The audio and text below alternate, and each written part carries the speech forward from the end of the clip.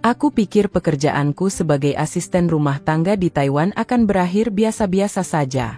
Tapi semua berubah ketika mantan majikanku, seorang janda lumpuh, tiba-tiba melamarku dengan mahar 500 juta dan sebuah mobil mewah. Katanya dia tak butuh cinta, cuma butuh teman hidup. Gila. Aku, laki-laki kampung biasa, diminta nikahi janda Taiwan yang pernah kurusin seperti ibuku sendiri. Tapi kau tahu yang lebih gila? Ibuku setuju, bahkan mendorongku menerima lamaran itu. Dan yang paling bikin aku menggigil, malam itu, aku dengar sendiri janda itu menangis sambil bilang, kalau dia nolak, aku bunuh diri malam ini juga. Sebelum lanjut, jangan lupa absen dulu di kolom komen dari kota mana Anda menonton video ini. Dan pasti jangan lupa subscribe dulu, saya doakan yang sudah klik subscribe rezekinya lancar. Amin. Namaku Fajar. Anak kampung biasa dari Jawa Timur. 2 tahun lalu, aku merantau ke Taiwan lewat program resmi pemerintah, jadi tenaga kerja sektor informal. Kerjaku, merawat seorang janda tua kaya raya bernama Madam Lin, yang lumpuh akibat stroke. Umurnya 54 tahun, wajahnya keras, lidahnya tajam, tapi matanya, entah kenapa, selalu tampak kosong dan kesepian. Hari-hariku berjalan monoton. Memandikannya, menyuapinya, mendorong kursi rodanya ke taman setiap sore. Tapi aku tak pernah menyangka, semua perlakuan sabarku padanya selama 2 tahun ini, ternyata diam-diam masuk ke hatinya. Aku pulang ke Indonesia setelah kontrakku habis. Kupikir semuanya selesai. Sampai 3 bulan lalu, ada orang asing datang ke rumah. Seorang pengacara, membawa surat dan rekaman suara. Fajar, kalau kamu dengar ini, berarti aku sudah terlalu rindu padamu. Kembali ke Taiwan. Aku akan bayar kamu, atau, kalau kamu mau, nikah sama aku saja. Aku janji kasih kamu uang 500 juta rupiah dan mobil merek apapun yang kamu pilih. Aku tahu kamu butuh itu. Aku langsung tertawa. Kupikir ini lelucon. Tapi pengacara itu serius. Bahkan dia tunjukkan saldo rekening Madam Lin, dan memang ada uang sebanyak itu. Aku lempar surat itu ke meja. Maaf, saya bukan laki-laki murahan. Tapi 2 malam kemudian, ibu mengetuk pintu kamarku. Matanya sembab. Fajar, kamu tahu kita punya utang ke rentenir? 380 juta. Kalau kamu gak bantu, ibu bisa dipenjara. Jantungku rasanya berhenti berdetak. Ibu menyodorkan HP. Ada rekaman suara dari Madam Lin. Kalau Fajar datang ke Taiwan, dan mau menikah denganku, aku akan lunasi semua utangnya, dan lebih.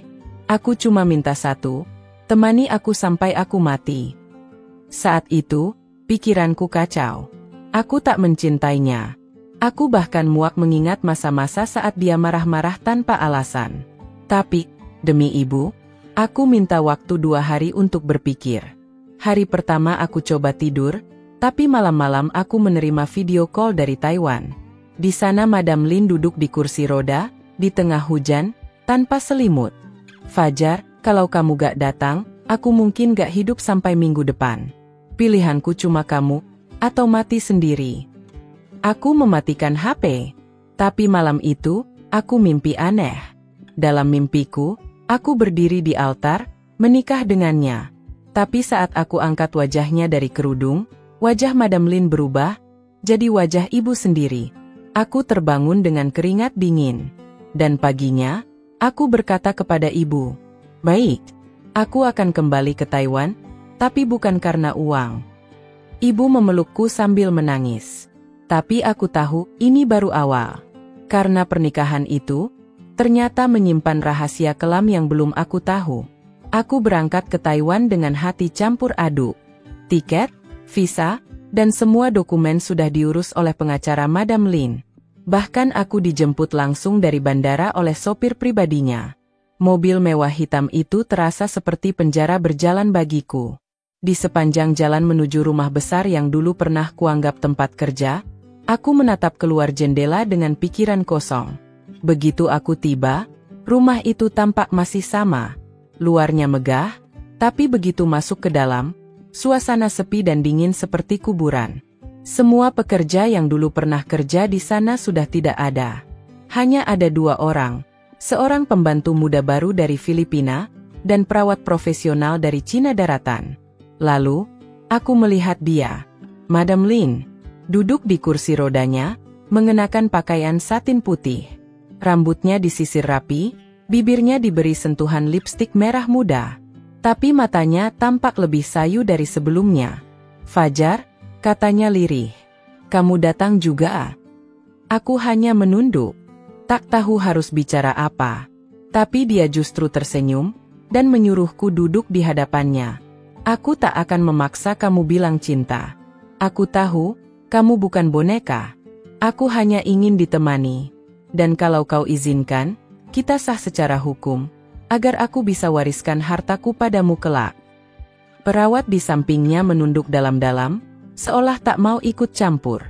Aku memandang Madam Lin dengan tatapan penuh tanya. Apa dia benar-benar hanya ingin teman hidup? Atau ada sesuatu di balik semua ini? Kami tak langsung menikah. Madam Lin menyuruhku tinggal di kamar tamu selama beberapa hari. Katanya, untuk memberi waktu padaku berpikir ulang. Tapi yang terjadi, justru tiap malam aku mendengar isak tangis dari kamarnya. Tangis dalam bahasa Mandarin yang tak ku mengerti, tapi bisa kurasakan penuh luka. Di hari keempat, aku mendekatinya di taman belakang. Dia sedang melihat kolam ikan, diam membisu. "Kenapa aku?" tanyaku pelan. "Kenapa bukan pria Taiwan lain yang lebih pantas?" Dia tersenyum pahit. "Karena mereka hanya ingin uangku. Sedangkan kamu, bahkan waktu dulu kerja di sini, kamu rela bantu aku cebok tanpa jijik sedikit pun. Kamu manusia terakhir yang menganggap aku masih layak dihormati." Aku terdiam. Mataku tak sanggup menatapnya. Lalu dia menambahkan, "Kalau kamu mau, kita bisa menikah secara hukum minggu depan. Aku sudah siapkan surat nikah sipil. Setelah itu, uang langsung ku transfer, mobil juga langsung kau dapat." Aku mengangguk pelan. Bukan karena tergoda uangnya, tapi karena hatiku sudah jatuh dalam perang batin yang lebih berat dari yang kupikirkan. Setiap malam aku tak bisa tidur. Hanya satu pertanyaan yang terus menghantui. Apakah aku ini anak durhaka, atau pahlawan bagi ibuku? Minggu itu, semua beres. Aku dan Madam Lin menikah secara sipil. Tak ada pesta. Hanya kami berdua, pengacara, perawat, dan pembantu rumah. Sore harinya, aku menerima notifikasi transfer masuk. 500 juta rupiah, masuk ke rekening atas namaku. Tak lama, kunci mobil mewah diletakkan di meja makan. Madam Lin memandangku, tersenyum tipis. "Sekarang kita suami istri. Tapi kau tak perlu menyentuhku. Aku hanya ingin ditemani, sampai aku mati." Tapi malam itu, semua berubah. Ketika aku tidur di kamarku, aku dibangunkan oleh suara keras dari lorong. Aku keluar, melihat perawat menangis sambil berkata, "Cepat ke kamar Madam." Dia kejang-kejang. Aku berlari masuk, dan melihat tubuh Madam Lin menggigil hebat. Mulutnya berbusa. Matanya terbalik. Ku peluk tubuhnya. Kurasakan tubuhnya dingin. Tapi sebelum ambulans datang, dia sempat menarik tanganku, dan dengan sisa tenaga, berbisik, "Jangan buka kamar bawah, jangan." Kamar bawah?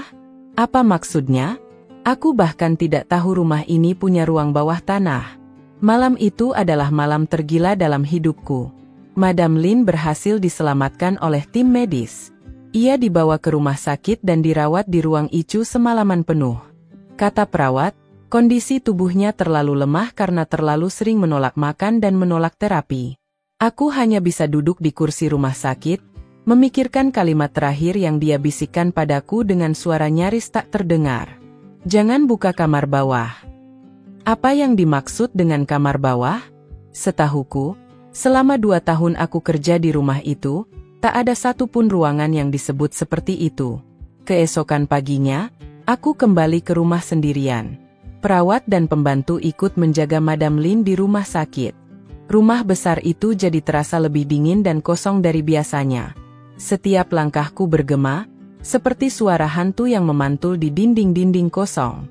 Rasa penasaran mulai menguasai pikiranku. Aku berjalan ke koridor bagian belakang rumah, tempat yang dulu jarang sekali aku jamah. Di sana, di balik lemari tua yang menempel di dinding, aku menemukan sesuatu yang aneh. Ubin lantai yang tidak sewarna dengan yang lain. Saat ku tarik lemari itu dengan susah payah, aku menemukan pintu kecil di lantai, dengan pegangan besi yang berkarat. Pintu menuju ruang bawah tanah. Tanganku gemetar. Kalimat Madam Lin terus terngiang. Tapi aku terlalu penasaran. Perlahan, kuangkat penutupnya. Derit suara engselnya menjerit seperti jeritan makhluk yang terluka. Tangga tua menurun ke bawah. Gelap. Pengap. Berdebu. Aku nyalakan senter HP.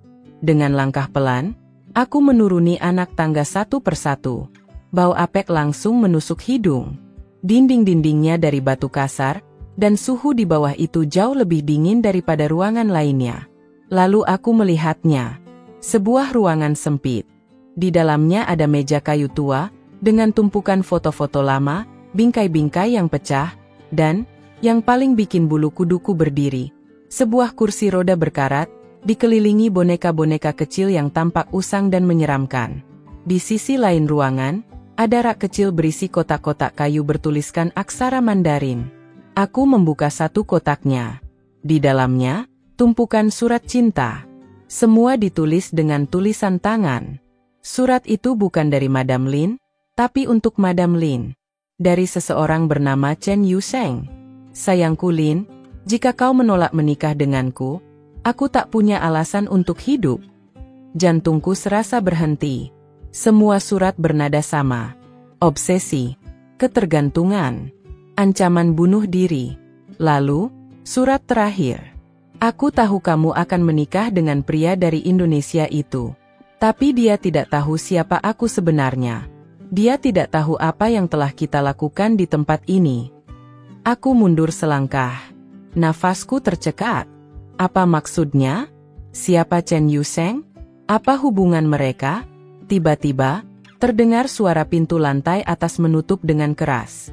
Aku spontan mematikan senter, menahan napas. Ada yang masuk rumah. Langkah kaki berat terdengar menuruni tangga. Tapi perawat dan pembantu masih di rumah sakit, bukan? Aku mendekap tembok. Langkah kaki itu berhenti di mulut tangga ruang bawah tanah. Dan seseorang berbisik dengan suara berat dalam bahasa Mandarin. Siapa yang menyentuh tempat ini? Siapa yang membuka rahasia ini? Aku tak bisa melihat siapapun, tapi suara itu membuat lututku lemas. Aku tak sendiri, dan seseorang tak ingin aku tahu rahasia di ruang bawah itu. Aku bersembunyi di balik tumpukan lemari kayu tua di ruang bawah tanah, menahan napas sekuat mungkin. Ruangan itu hanya diterangi sedikit cahaya dari tangga atas, tapi cukup untuk membuatku melihat bayangan bergerak di dinding. Langkah kaki itu berat, pelan, dan sangat hati-hati. Seperti seseorang yang sedang mencari sesuatu.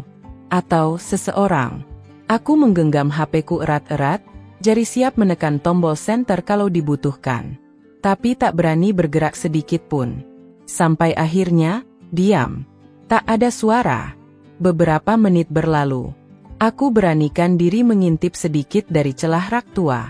Tidak ada siapapun. Kosong. Lalu, tiba-tiba, HP-ku bergetar. Nomor tak dikenal.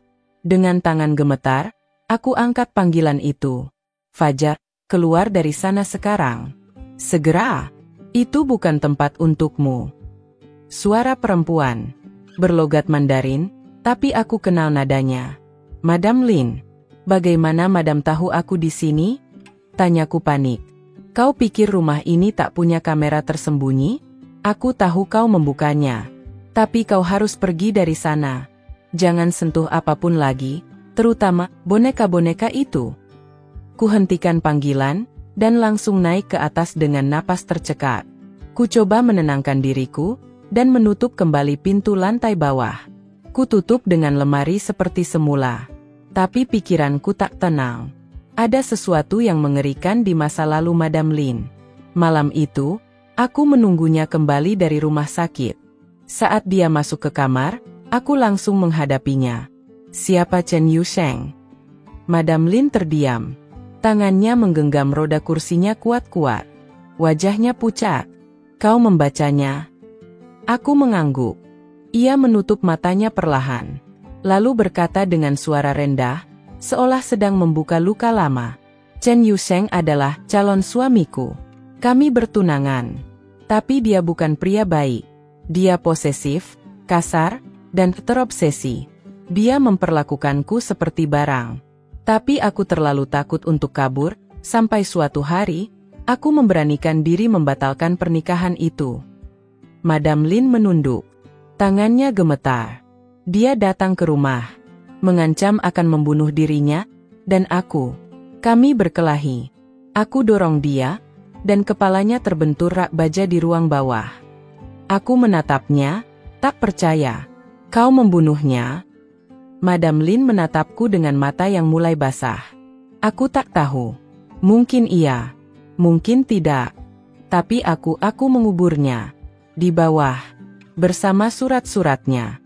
Dan sejak itu, aku tak pernah ke sana lagi. Dunia seakan berhenti berputar. Selama ini, rumah ini menyimpan mayat kekasihnya. Aku berdiri perlahan.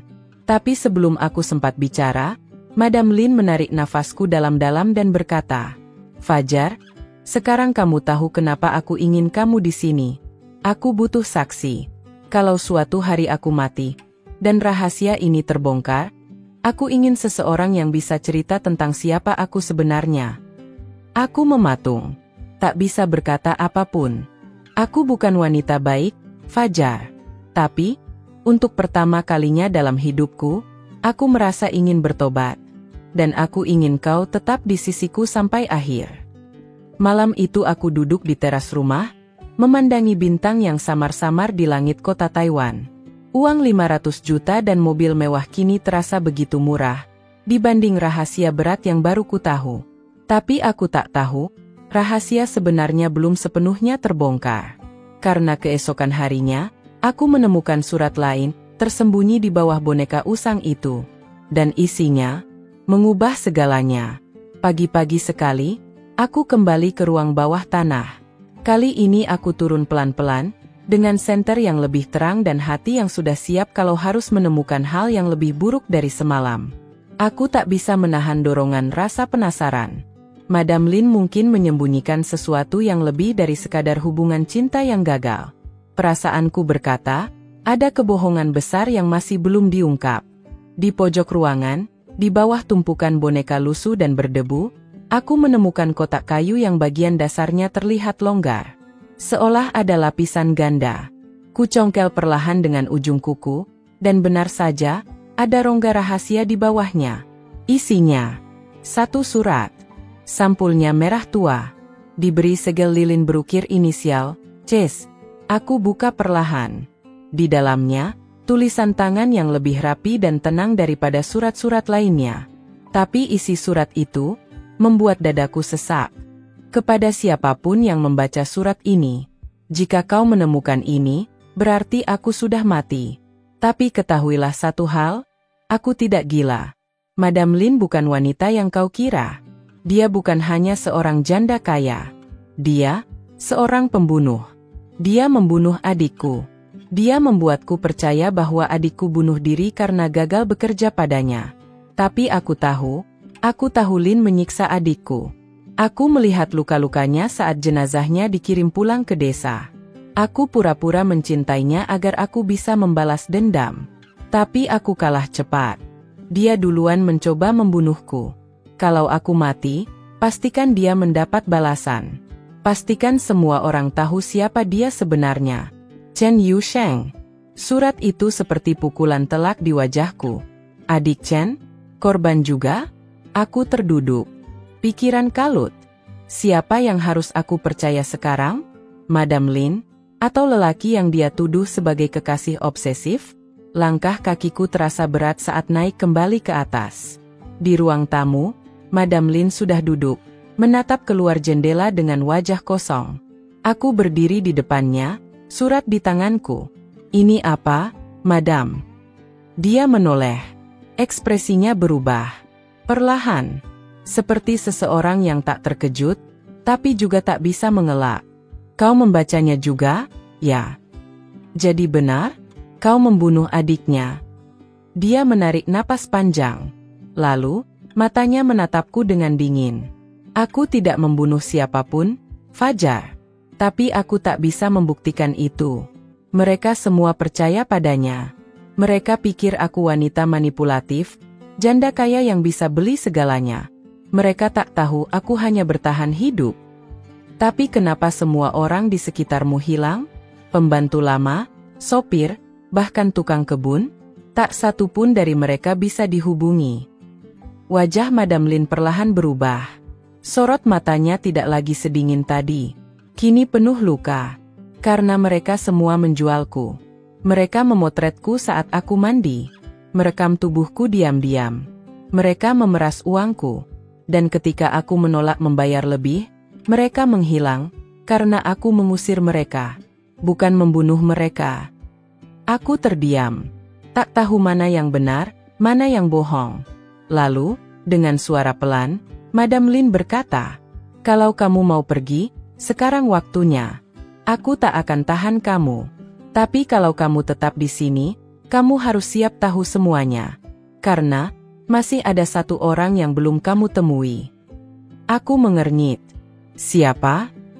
Ia menoleh pelan ke arah lorong kamar belakang. Putraku. Darahku membeku. Putra Madam Lin? Bukannya dia bilang dia tak punya anak. Dia tidak pernah keluar. Dia tinggal di kamar belakang itu. Dan kalau kamu mau tahu siapa aku sebenarnya, temuilah dia. Tapi, masuklah sendirian. Dan jangan pernah bicara soal ruang bawah tanah. Aku berdiri di depan pintu kamar belakang dengan tangan gemetar.